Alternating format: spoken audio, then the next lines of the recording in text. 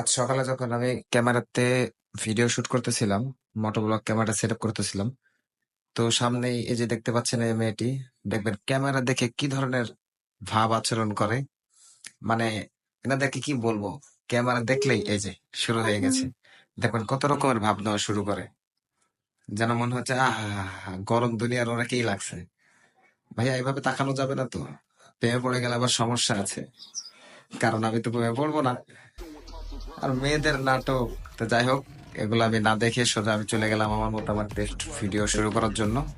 তো আমি ট্রাই করছিলাম আসলে যে ফ্রেমটা আসলে কিরকম আসে, যেহেতু আমি দেখতে পাচ্ছিলাম না ভিউটা কিরকম আসে।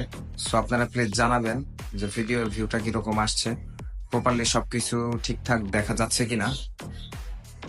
সো আপনারা এটা আমাকে আমাকে জানাবেন।